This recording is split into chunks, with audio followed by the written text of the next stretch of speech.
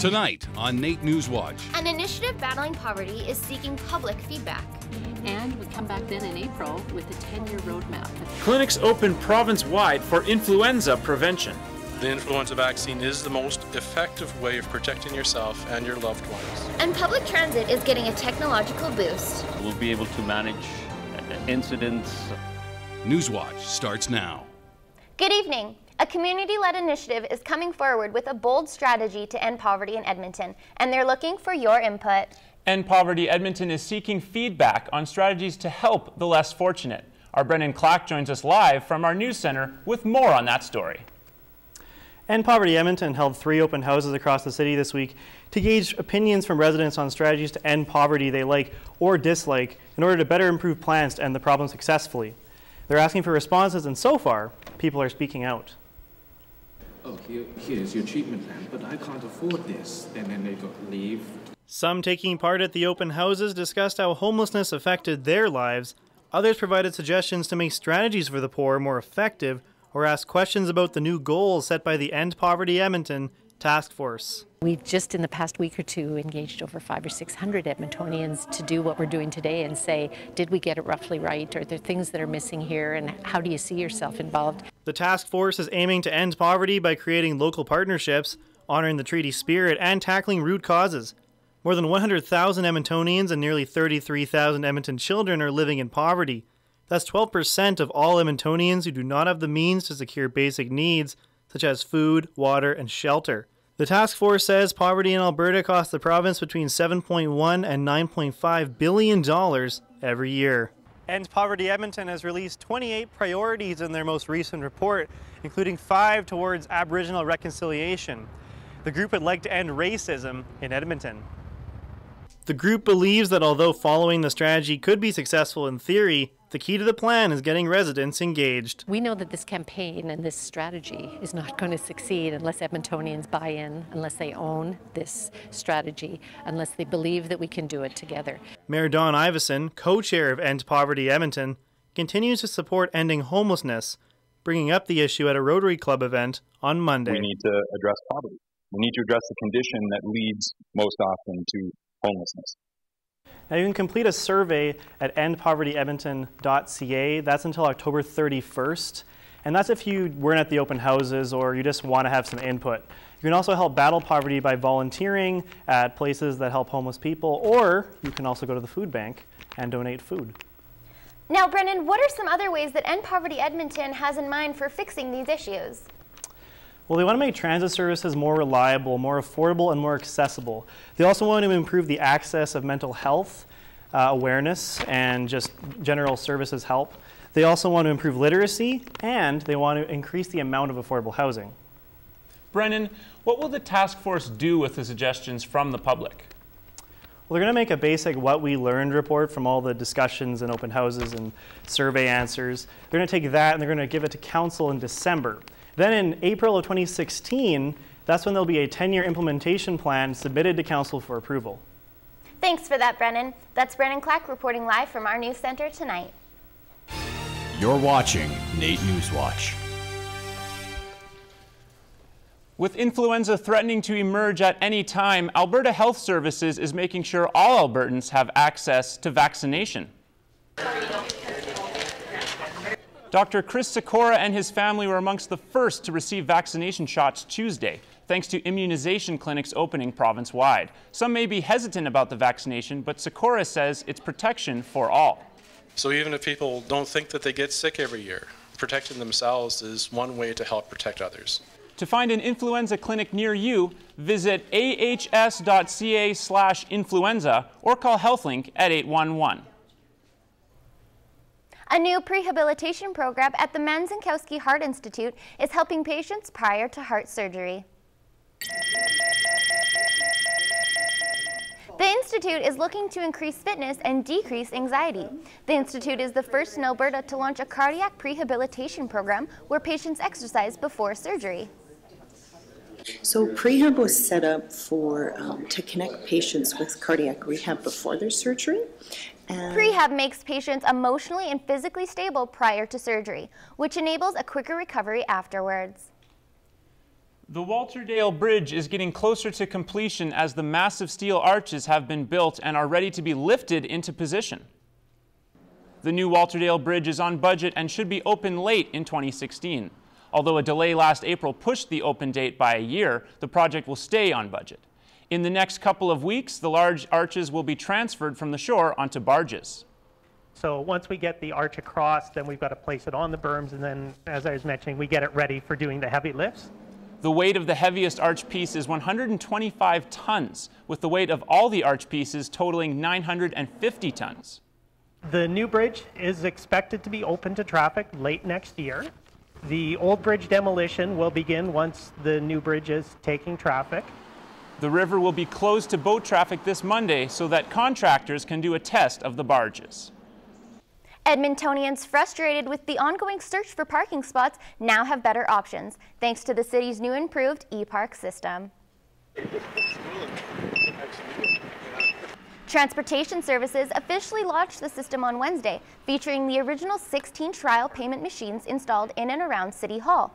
The 2013 trial launched appealed to the customers for the flexible payment options and smartphone app, while city officials enjoyed improved traffic management.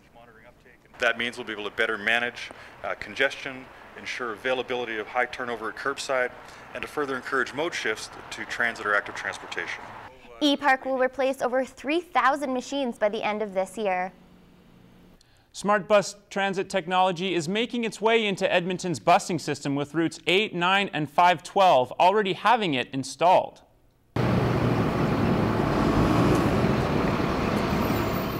This new technology will benefit the residents of our city by allowing transit goers to track exactly where their bus is via the ETS website or the app. Smart bus technology allows Edmonton Transit to provide customers real-time information about route status. A small computer is placed beside the driver and notifies where the bus should be at that time and how long to wait at certain transit stations. For the customers, it tells them when a stop will be taking place and where they are within the city. The city hopes to install this within all 932 buses by 2016. For more information, you can visit their website at etstrip.planner.ca.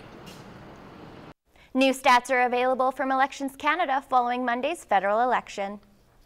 This year's voter turnout was significantly higher than previous years. In fact, it's been the highest it's been since 1993. The total voter turnout was 68.5%. Though demographic info isn't yet available, many are suspecting that it's because more youth voted.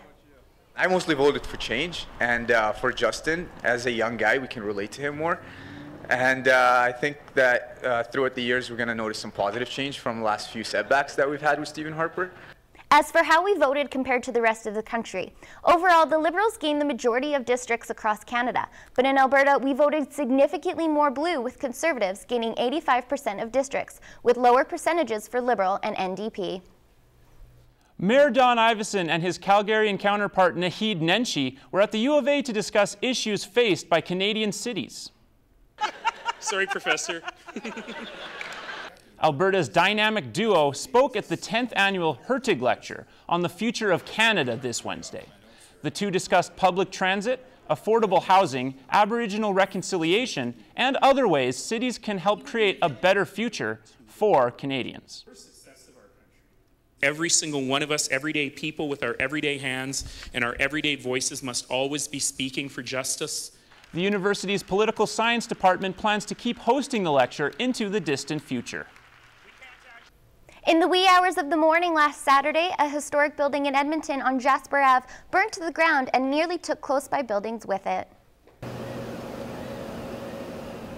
The Leamington Mansion caught fire around 4 Saturday morning, and many firefighters from all over Edmonton came to the rescue.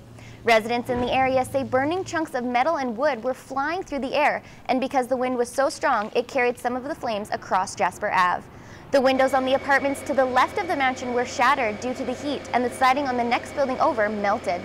Firefighters are investigating the cause of the blaze.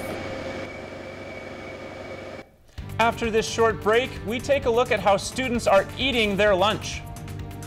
Students bringing their lunch to school are trying to stay healthy and save money. Well, I don't think it's a really good idea to buy out lunch every day. I try to stay healthy, so yeah. I'm Catherine Hill. Coming up in sports, the Oil Kings take on the Regina Pats. The NAIT Ooks have their own Battle of Alberta against the St. Trojans, and I run off and join the circus.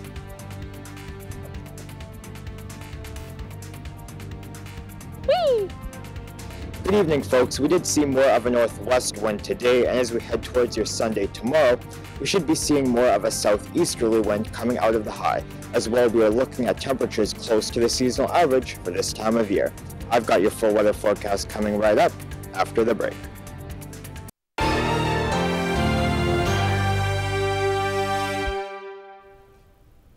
Danae, have you noticed it's getting darker earlier now? I sure have. I hope our Brendan has some good news for us in the weather department.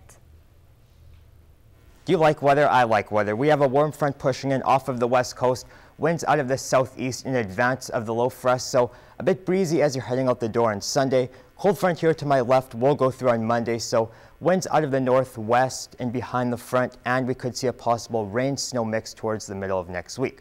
But after that, we will see temperatures warm with this warm front pushing in from the west. As we take a look across the province, if you're heading anywhere this weekend, we will start off in Calgary. Calgary starting the day with lows of 1 and highs of 6. 30% chance of a shower just due to that front edge of the warm front. Taking a look at Jasper, if you're heading to the mountains this weekend, lows of -4 and highs of 4. Cloudy sky there. As we take a look at Fort McMurray, we will be seeing, just like Calgary, lows of -4 and highs of 4. Edmonton and our city will start the day at -2, so chilly start there, and we will make it up to 8, which is close to the seasonal average for this time of year. Averages are -2 and 9, so 9 degrees is close to that 8 we are seeing tomorrow, and our record high for this time of year is 23 degrees. That has been a look at your NAIT NewsWatch weather. NAIT NewsWatch weather is brought to you by NR92.com, the station for the students. Lunchtime. It's one of the most anticipated times of the day for many college students. In this week's Student Body, Tyson Dolany looks at the benefits and costs of making and buying your lunch. All students face a tough question when it comes to what to have for lunch. Do you buy your lunch or do you bring it from home? I don't think it's a really good idea to buy out lunch every day. I try to stay healthy. I'm a student. I don't work, so I'm on a low budget, and food here is expensive. So I better save my money and buy it from Walmart. It's cheaper. The average cost of lunch, food, and a drink is approximately $10 per day. Add that up over the course of a week or even a semester, and the cost is staggering. For a semester of ordering lunch, the cost can go from $10 or $15 per day to up to $75 for the week and over $300 for the month. The costs add up quickly. It gets really expensive to be buying at Common Market, even though I like supporting the Common Market.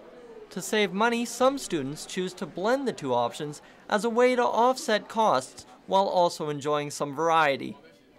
While one option may look less expensive than the other, ultimately it's up to students to choose which way they want to eat lunch. I'm Tyson Dolany for NAIT NewsWatch. NAIT hockey season is in full dominant swing. Indeed, with the blue and gold undefeated going into Alumni Weekend, did the Trojans finally give our Ooks a challenge, Catherine? They did not, Josh. I have highlights from that game right now in sports. Former players came out to the NAIT Arena on Saturday to watch the Ooks take on the St. Trojans. With a large crowd on hand, the Ooks Hockey Alumni Association started the night by presenting the men's team with a check to provide scholarships to current players. With the formalities out of the way, it was time for some hockey. Early in the first, the Ooks capitalized on a Trojans turnover.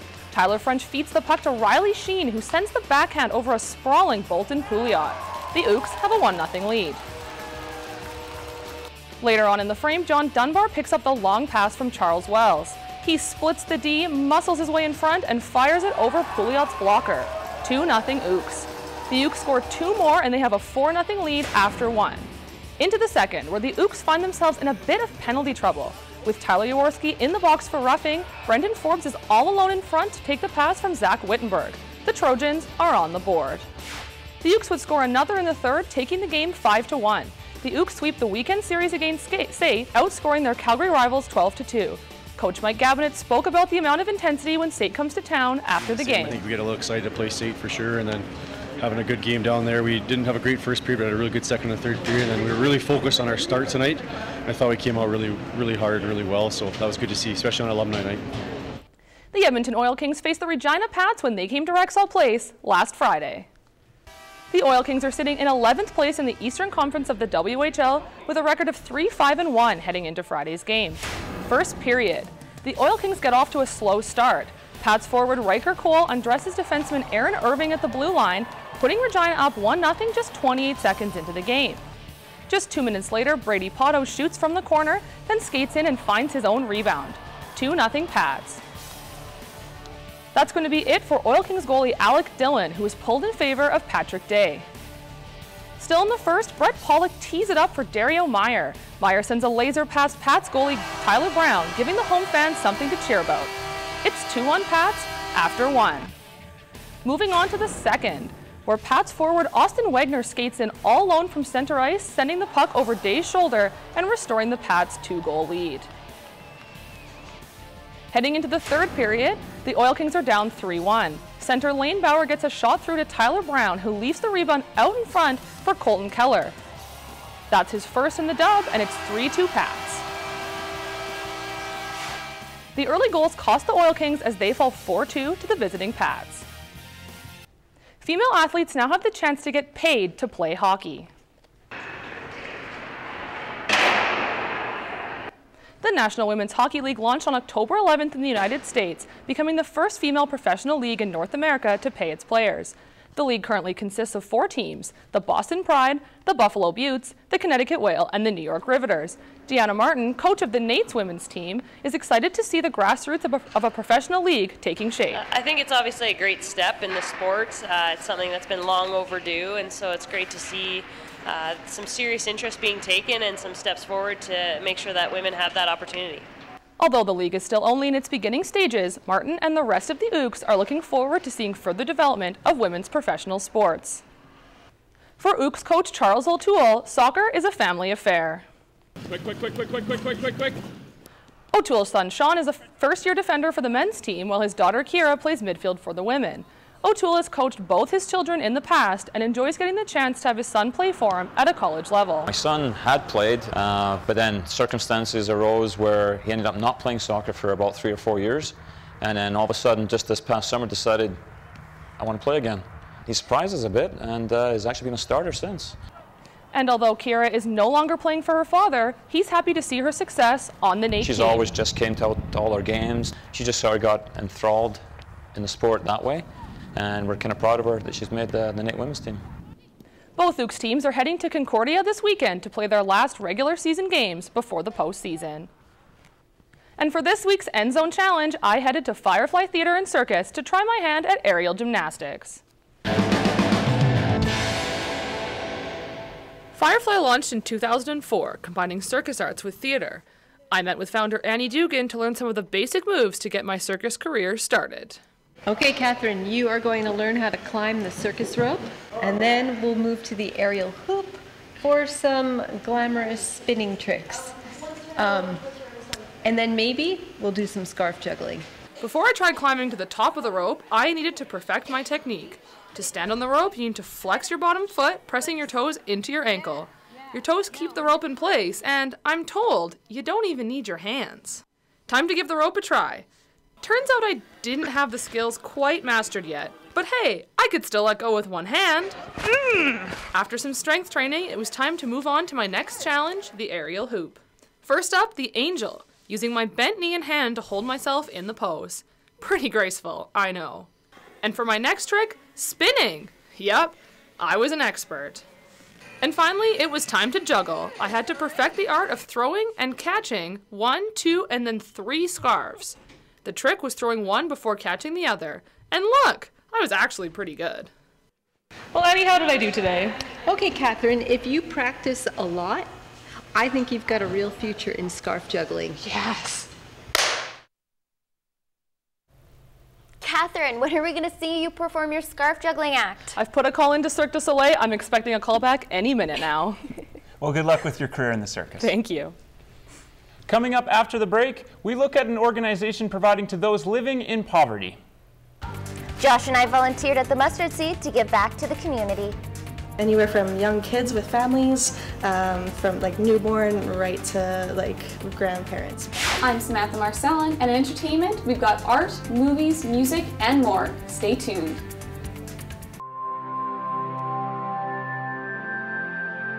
Outerwear provided by Elite Sportswear and Princess Auto. Hair services by Rock Salon and Spa.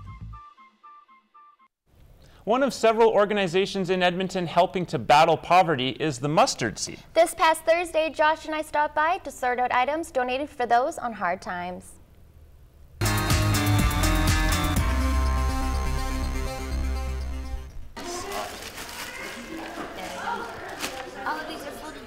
We joined the 7th graders from Louis St. Laurent High School at the Seed, designating items to their appropriate boxes. Located on 114th Avenue, the Mustard Seed provides everything from jackets, baby clothes, blankets, glassware, and more. Pile it, and then we'll put it in a bag from over there. Actually, you know what?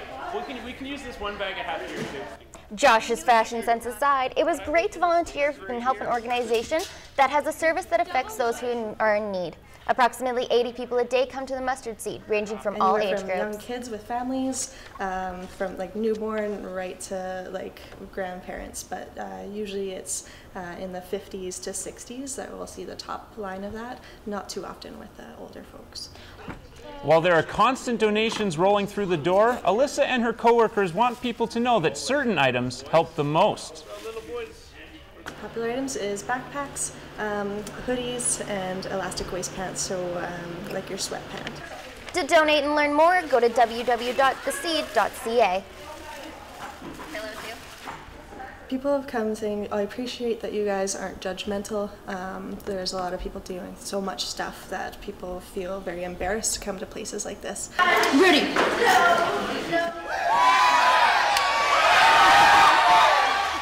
Halloween is one of my favorite times of the year. It's the perfect time to watch horror movies. Well, you keep your scary movie flicks while I close my eyes, and check in with Sam to see what's spooky in this week's entertainment.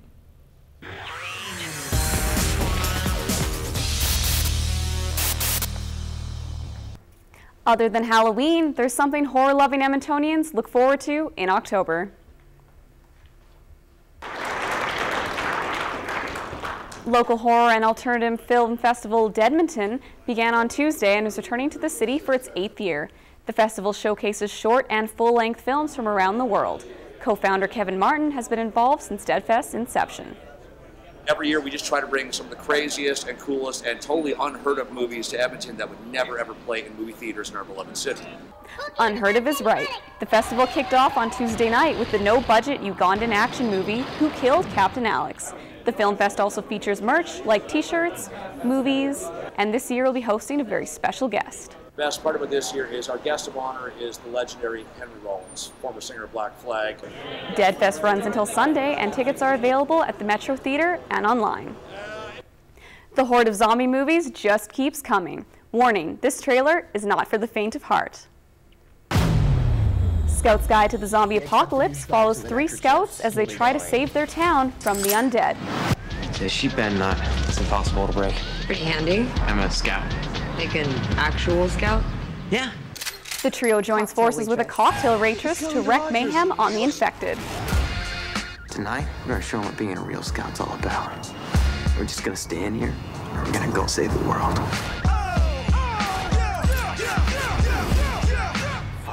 Scout's Guide to the Zombie Apocalypse is in theaters on Halloween. Want a chance to win some Scout merch and passes to this R-rated flick? Tweet us your favorite zombie movie at NAIT NewsWatch. And if you haven't yet tracked down that perfect Halloween costume, don't worry, there's still time.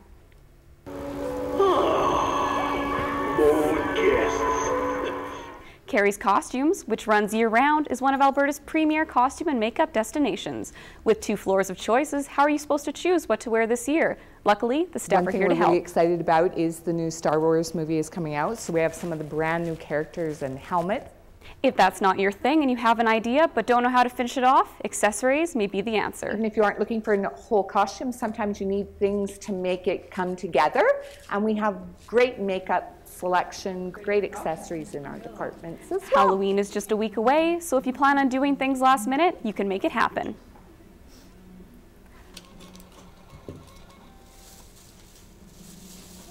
There you go. Thank you. A Canadian musical treasure treated the city to a show Tuesday evening.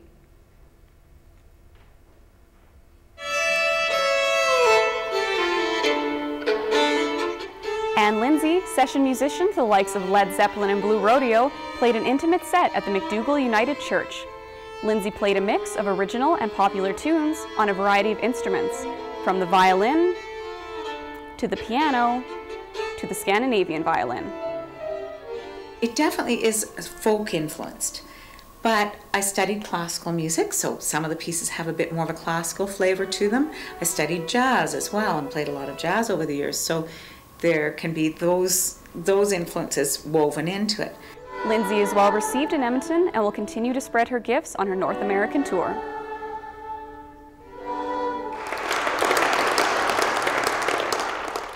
One of Canada's more prolific artists is holding a showcase of his best pieces.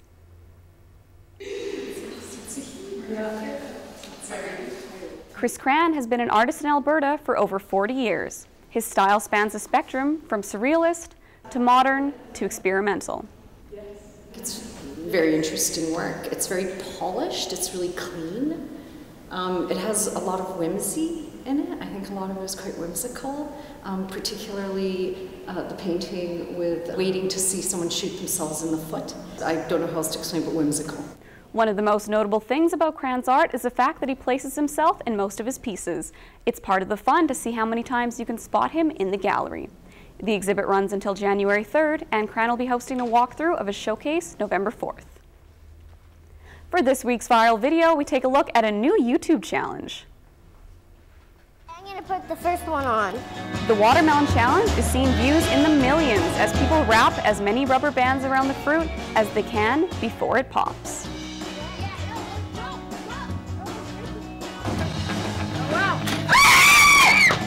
If you're up to the challenge, be sure to wear goggles. And that's been your look at entertainment this week. Josh, we should really go to Dead Fest and see that movie and do all the things on Halloween that everybody else does. You know what? Sure. Really? No. Oh. Sorry, it's not going to happen. Well, that's been our look at the news, entertainment, and sports here at NAIT NewsWatch. Enjoy your evening and the rest of your weekend. Take care, folks.